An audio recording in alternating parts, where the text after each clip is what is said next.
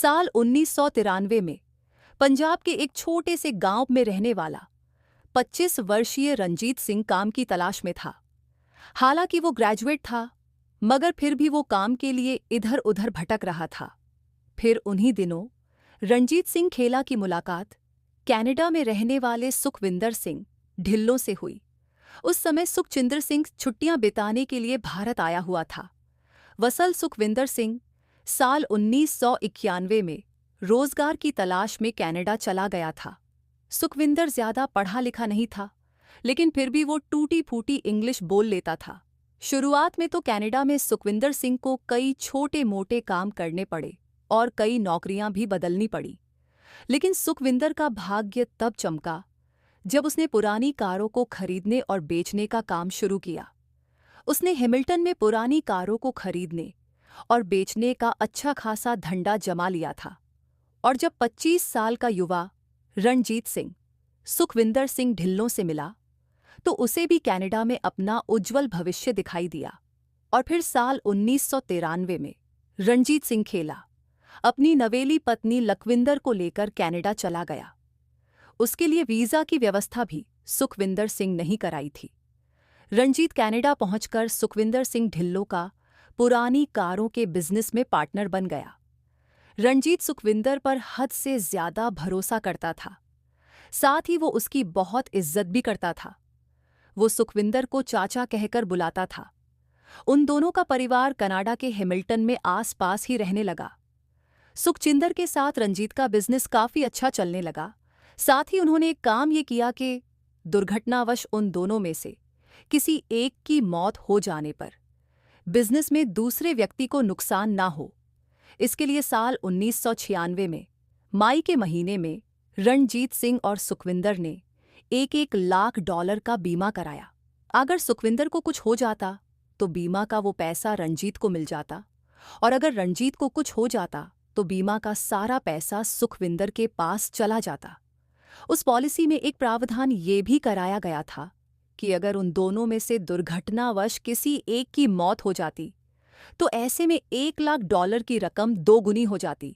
और फिर एक दिन रंजीत सिंह की पत्नी लखविंदर रसोई में बर्तन धो रही थी, लेकिन तभी अचानक लखविंदर को डाइनिंग रूम से पति रंजीत सिंह के चीखने और चिल्लाने की आवाज सुनाई दी। लखविंदर बदहवास हालत में भागती हुई अपने पति के पास पहुंची।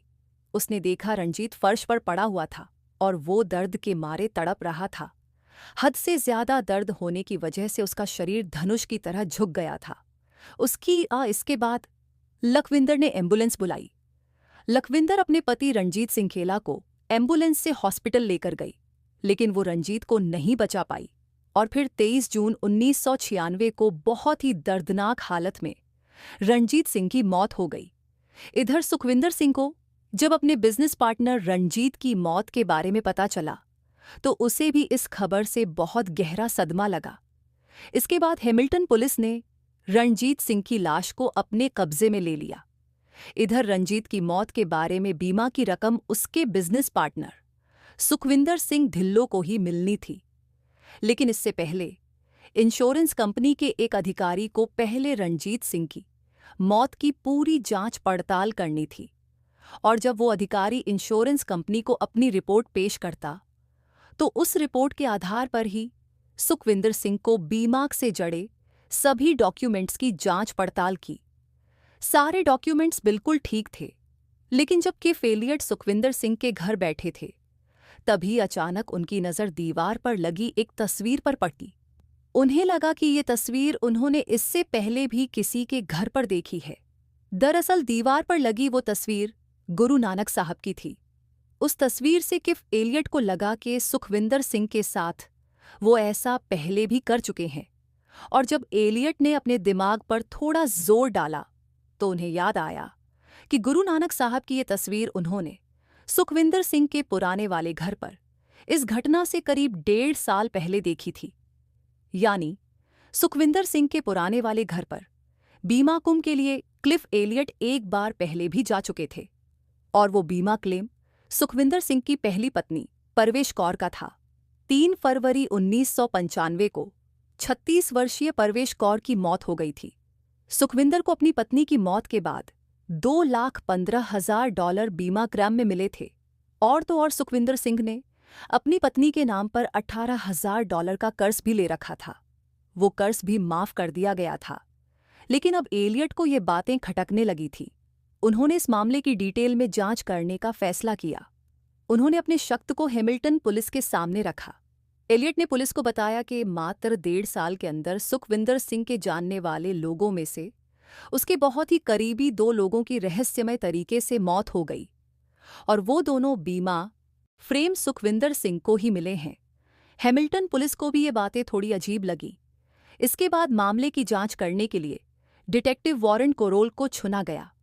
वॉरेन कोरोल ने इस मामले की तह तक जाने के लिए सबसे पहले सुखविंदर सिंह की पत्नी परवेश कौर की मौत की जांच करनी शुरू की। दरअसल सुखचिंद्र सिंह और परवेश कौर की शादी साल 1983 में हुई थी। परवेश पढ़ी लिखी लड़की थी। वो इंग्लिश भी अच्छी बोलती थी। लेकिन परवेश के पिता हरदेव ग्रेवाल को जब पता चला कि सुखविंदर सिंह कनाडा में रहता है तो उन्हें सुखविंदर सिंह के साथ अपनी बेटी का उज्जवल भविष्य दिखाई दिया। उन्होंने सुखविंदर के साथ अपनी बेटी परवेश कौर की शादी कर दी। सुखचिंदर ने शादी में परवेश कौर के परिवार से बहुत मोटा दहेज लिया था। शादी के बाद सुखविंदर पत्नी परवेश कौर के साथ वापस कनाडा चला गया। दरअसल सुखविंदर सिंह ऊंचे सपने देखने वाला, घमंडी और पैसे का भूखा था। वो अपनी पत्नी परवेश कौर को भी पैसे कमाने के लिए मजबूर करने लगा। आखिर मजबूर होकर परवेश कौर ने कनाडा में कई नौकरियां की। सबसे पहले उसने एक मशरूम के फार्म में नौकरी की। इसी बीच 26 जुलाई साल 1985 को परवेश ने एक बेटी को जन्म दिया जिसका नाम उन्होंने हरप्रीत रखा। बेटी हरप्रीत के जन्म के 6 महीने बाद परवेश कौर को मजबूर होकर एक कपड़े की फैक्ट्री में काम करना पड़ा। आगे चलकर वो फिर से प्रेग्नेंट हुई, लेकिन किसी कारण उसे गर्भात कराना पड़ा। इसके बाद उसने जूता फैक्ट्री में भी काम किया। फिर साल 1988 में उसने एक और लड़की अमन को जन्म दिया। साल 1991 में परवेश कौर एक बार फिर से प्रेग्नेंट हो गई, लेकिन इस बार सुखविंदर को बेटा चाहिए था, जिसकी वजह से परवेश कौर लिंग की जांच कराने के लिए भारत आ गई। जांच में पता चला कि वो फिर से एक लड़की को जन्म देने वाली है, तो उसने गर्भ पेटा लिया। सुखविंदर सिंह को बेटे की इतनी ज्यादा चाहत थी कि वो एक लड़का गोद लेने वाला था, लेकिन परवेश कौर के परिवार वालों के दबाव के कारण उसे बच्चा गोद लेने का विचार बदलना पड़ गया। बताया जाता है कि सुखचिंदर अपनी पत्नी परवेश कौर के साथ जानवरों जैसा सलूक करता था। वो परवेश कौर के साथ बात बात पर लड़ाई करता रहता था और उसे मारता पीटता था। लेकिन एक बार तो सुखविंदर सिंह ने परवेश कौर को इतना मारा कि परवेश ने सुखविंदर के खिलाफ पुलिस में कंप्लेंट कर दी थी, जिसकी वजह से सुखचिंदर को एक दिन जेल में बिताना पड़ा था।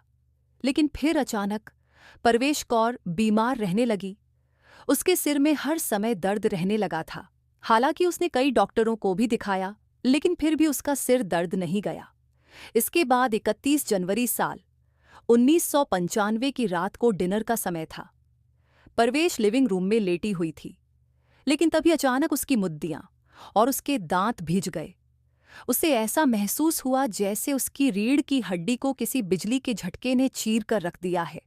और फिर दर्द से कराती हुई परवेश कौर के मुंह से एक भयानक चीख निकली। परवेश का पूरा शरीर अकड़ गया था। उसके दांत एक दूसरे से जा लगे थे। उसका चेहरा बहुत अजीब और डरावना हो गया था। परवेश कौर की 7 साल की बेटी अमन अपनी मां की ऐसी हालत को देखकर डर गई। वो दौड़ती हुई पड़ोस की एक महिला उलगा के पास गई और उसे बुलाकर अपनी मां के पास ले आई। उलगा ने देखा कि परवेश फर्श पर पड़ी थी। उसका शरीर भी धनुष की तरह मुड़ गया था। इधर सुखविंदर भी अपनी पत्नी की ऐसी हालत देखकर डर गया। वो जल्दी जल्दी परवेश कौर को ग्लास से पानी पिलाने लगा। वहीं उलगा परवेश के पैरों को रगड़ने लगी, लेकिन इससे परवेश कौर का शरीर और भी ज्यादा अकड़ता चला गया। उस समय परवेश कौर उलगा को कुछ बताने की कोशिश कर रही थी, लेकिन इससे पहले कि परवेश कुछ बोल पाती, वो बेहोश हो गई। इसके बाद परवेश को हैमिल्टन जनरल हॉस्पिटल ले जाया गया, लेकिन उस हॉस्पिटल के डॉक्टरों का कहना था कि उन्होंने इससे पहले किसी मरीज को ऐसी हालत में नहीं देखा और ना ही किसी मरीज में ऐसी किसी बीमारी के कोई लक्षण देखे हैं।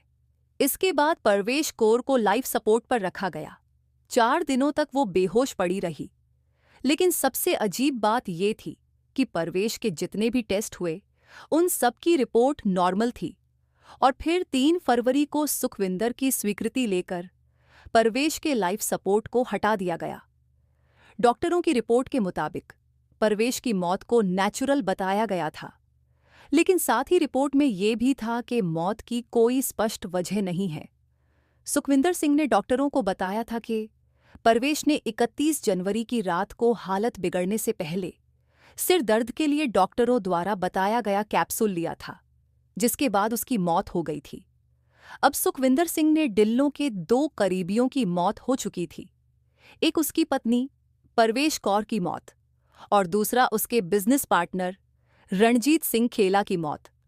उन दोनों की मौत एक जैसी ही हुई थी। यान उन्हें यह पता चला कि अपनी पत्नी परवेश कौर की मौत के अगले ही दिन सुखविंदर सिंह ने प्रवेश कौर के बीमा की रकम को पाने के लिए ही फ्रेम किया था। यानी सुखविंदर सिंह को अपनी पत्नी की चिंता और उसकी मौत का गम होना चाहिए था, लेकिन वो तो बीमा के पैसों को पाने के लिए परेशान था। इसके बाद हैमिल्टन पुलिस ने इस मामले की जांच के दायरे को बढ़ाने का आदेश दे दिया और अब यही जांच भारत तक भी पहुंचने वाली थी।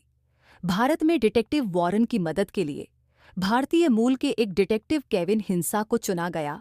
केविन और वॉरेन को जांच के लिए सुखविंदर सिंह के घर लुधियाना भेजा गया। लुधियाना पहुंचने के बाद केविन और वॉरेन दोनों पंजाब पुलिस से मिले। उन्होंने पंजाब पुलिस को सारी बातें डिटेल से बताई और फिर दोनों डिटेक्टिव ने पंजाब पुलिस की मदद से सुखविंदर सिंह के बारे में जांच पड़ताल करनी शुरू कर दी। इस जांच में कई हैरान कर देने वाली बातों का खुलासा हुआ। जांच में पता चला कि सुखविंदर सिंह अपनी पत्नी परवेश कौर की मौत के तुरंत बाद पंजाब आया था और यहां पहुंचकर उसने पहला काम जो किया था वो था दूसरी शादी, यानी परवेश कौर की मौत के बाद मात्र 9 सप्ताह के अंदर ही सुखविंदर सिंह ढिल्लों ने जालंधर जिले के पंचग्रेन गांव की रहने वाली सरबजीत कौर ब्रार से शादी कर ली। सुखविंदर ने एक बार फिर से दूसरी पत्नी सरबजीत कौर के परिवार वालों से भी खूब दहेज लिया, लेकिन सुखविंदर यहां पर भी नहीं रुका। उसने सरबजीत से शादी करने के कुछ ही दिनों बाद गुप्त तरीके से पंजाब के कपूरथला जिले के लिबा की रहने वाली एक लड़की खुशचिंदर कौर प्रीत से तीसरी शादी कर ली। खुविंदर के परिवार से भी उसने दहेज के रूप में खूब पैसे लिए। इसके बाद वो अपनी दोनों पत्नियों के साथ उन्हें जल्द से जल्द कनाडा ले जाने का वादा करके वापस कनाडा चला गया। इधर सरबजीत कौर और खुचिंदर के परिवार वाले उनके पासपोर्ट और जरूरी कागजात रेडी कराने में लग गए। कुछ महीने बीतने के बाद सुखविंदर सिंह ढिल्लों को खबर मिली कि उसकी दूसरी पत्नी सरबजीत कौर ने जुड़वा बच्चों को जन्म दिया है। सरबजीत ने अपने एक बच्चे का नाम गुरमीत और दूसरे बच्चे का नाम गुरुविंदर रखा। और फिर कुछ दिन बाद सुखविंदर सिंह ढिल्लों भी अपने जुड़वा बच्चों से मिलने कनाडा से पंजाब आ गया। सुखविंदर सिंह की दूसरी पत्नी सरबजीत कौर और उसके दोनों बच्चे बिल्कुल स्वस्थ थे। अभी कुछ दिन अच्छे से बीते ही थे कि एक दिन अचानक सरबजीत के दोनों जुड़वा बच्चों की तबीयत खराब हो गई और 12 दिनों के जन्मे उन दोनों बच्चों की मौत हो गई। बिना किसी जांच पड़ताल के उन दोनों बच्चों को दफन कर दिया गया। सुखविंदर सिंह अपने जुड़वा बच्चों की अचानक मौत से बहुत दुखी हो गया था। इसके बाद वो दूसरी पत्नी सरबजीत से बताकर अपने पुश्तैनी घर लुधियाना चला गया। लेकिन उस दिन सुखविंदर सिंह ढीलो लुधियाना में अपने घर नहीं गया, बल्कि वो तो उस दिन अपनी तीसरी पत्नी खुशचिंदर कौर प्रीत के घर गया था, जो अपने पति सुखविंदर सिंह का बेसब्री से इंतजार कर रही थी कि उसका पति आएगा और उसे अपने साथ कनाडा लेकर जाएगा। सुखचिंदर सिंह अपनी पत्नी के सपने को पूरा करने के लिए उसे मेडिकल जांच के लिए लेकर गया। वहां चेकअप कराने के बाद तीसरी पत्नी खुशचिंदर कौर को उसके गांव टिब्बा में छोड़कर सुखविंदर सिंह ढिल्लों वापस लुधियाना लौट गया। लेकिन लुधियाना पहुंचते ही सुखविंदर सिंह ढिल्लों को एक और बुरी खबर मिली। उसकी तीसरी पत्नी खुशचिंदर कौर प्रीत, यानी जिसको वो मेडिकल जांच के लिए ले गया था, उसकी भी मौत हो गई थी। खुचिंदर का शरीर बुरी तरह से अकड़ गया था, उसका चेहरा भी डरावना हो गया था। डॉक्टरों ने खुशचिदर कौर प्रीत की मौत की वजह किसी अज्ञात बीमारी को बताया। तीसरी पत्नी खुशचिदर की मौत के कुछ ही दिनों बाद सुखविंदर सिंह ढिल्लों ने एक और शादी की। उसकी चौथी पत्नी का नाम सुखविंदर कौर ग्रेवाल था। इधर अब तक सुखविंदर सिंह ढिल्लों से जुड़े 5 लोगों की मौत हो चुकी थी, जिनमें से 2 मौत कनाडा में, यानी एक परवेश कौर, दूसरा रणजीत खेला की, और 3 मौत भारत में, जिनमें 2 जुड़वा बच्चों गुरमीत, गुरविदर और तीसरी खुशचिंदर कौर प्रीत की मौत। लेकिन इनमें सबसे आखिरी मौत रणजीत सिंह खेला की हुई थी, जिसकी वजह से ये जांच यहां तक पहुंची थी। लेकिन अब ये 5 मौत डिटेक्टिव वॉरेन और केविन के लिए एक पहली बन चुकी थी। उधर कनाडा में रणजीत सिंह के शरीर से लिए गए सैंपल के फॉरेंसिक टेस्ट कराए गए। फॉरेंसिक टेस्ट में डॉक्टरों को रणजीत सिंह के शरीर में स्ट्रिक्निन नाम का एक जहरीला पदार्थ मिला। ये जहर स्ट्रिक्नोस नक्स वामिका के पेड़ के बीजों में पाया जाता है। हालांकि ये पेड़ कनाडा में नहीं पाए जाते, लेकिन ये पेड़ हमारे भारत में बहुत ज्यादा मात्रा में पाए जाते हैं। इसके बाद डिटेक्टिव वॉरेन और केविन फिर से पंजाब गए। वहां पर उन्होंने पंजाब पुलिस की मदद से सरबजीत कौर के दोनों जुड़वा बच्चों की लाशों को बाहर निकलवाया और जांच के लिए उन दोनों के शरीर के सैंपल ले लिए। फॉरेंसिक जांच में दोनों बच्चों के शरीर में भी स्ट्रैग्निन के अंश पाए गए, यानी उन दोनों बच्चों को भी जहर देकर मारा गया था। खुशचिंदर कौर प्रीत के शरीर का अंतिम संस्कार कर दिया गया था, इसलिए उसके शरीर की जांच नहीं हो पाई थी। लेकिन उसकी मौत के लक्षणों को देखकर भी यही कहा गया था कि उसे भी स्ट्रैग्निन देकर ही मारा गया था। डिटेक्टिव वॉरेन और केविन अब इतना तो समझ गए थे कि सुखविंदर सिंह ढिल्लों कोई आम आदमी नहीं है, बल्कि वो एक सीरियल किलर है। उसने 1-2 हत्याओं को नहीं बल्कि 5 हत्याओं को अंजाम दिया था, जिनमें 2 मासूम नवजात बच्चे भी शामिल थे। लेकिन अब सवाल ये था कि आखिर सुखविंदर को स्ट्राइटनिन कहाँ से मिला था। इस बात का पता लगाने के लिए कनाडा के दोनों जासूस लुधियाना में जड़ी बूटी बेचने वाले लोगों की दुकानों पर पहुंचे। वहां पर उन्हें चूहों और कीड़ों को मारने के लिए इस्तेमाल की जाने वाली एक दवा के बारे में पता चला। उस दवा का नाम कुंचिला था। इससे कुचला और कजरा के नाम से भी जाना जाता है। उन दोनों डिटेक्टिव ने जब उस कुंचिला की जांच कराई तो उसमें स्ट्रैग्निन पाया गया। साथ ही जांच में ये भी पता चला कि इंसान के किसी नॉर्मल टेस्ट से नहीं लगाया जा सकता। और अब इससे साफ हो गया था, सुखविंदर सिंह ढिल्लों ने धोखे से कुंचिला के बीज खिलाकर 5 इंसानों को बड़ी ही बेरहमी से मार दिया था। साथ ही उसे ये भी पता था कि डॉक्टरों को नॉर्मल टेस्ट में इस जहर का पता ही नहीं चल पाता। इसलिए सुखविंदर सिंह ने अपने 5 शिकारों को किसी न किसी बहाने, यानी किसी को खाने में तो कभी, किसी को दवाई में स्ट्राइक मिलाकर खिला दिया था। क्योंकि आगे चलकर रणजीत सिंह की पत्नी लखविंदर ने भी कोर्ट में बताया था कि सुखविंदर सिंह चाचा ने उसके पति को पीठ दर्द और नपुंसकता खत्म करने वाली एक दवाई दी थी, जिसे खाने के बाद ही रणजीत खेला की दर्दनाक मौत हो गई थी बच्चों को। सुखविंदर सिंह ने सिर्फ इसलिए मार दिया था क्योंकि आगे चलकर वो अपने लिए किसी भी तरह का झमेला नहीं चाहता था।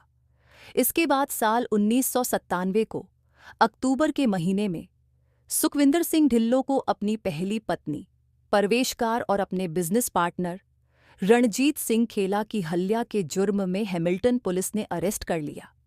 हैमिल्टन पुलिस ने अपनी चार्जशीट में भारत में हुए उन 3 कत्ल को नहीं जोड़ा था। हालांकि भारत से कई गवाहों को कनाडा भी ले जाया गया। वहां कोर्ट में उन भारतीय गवाहों के बयान दर्ज किए गए। मॉन्ट्रियल अदालत में चली लंबी सुनवाई के बाद साल 2001 में सुखविंदर सिंह ढिल्लों को आजीवन कारावास यानी उम्र कैद की सजा सुनाई गई।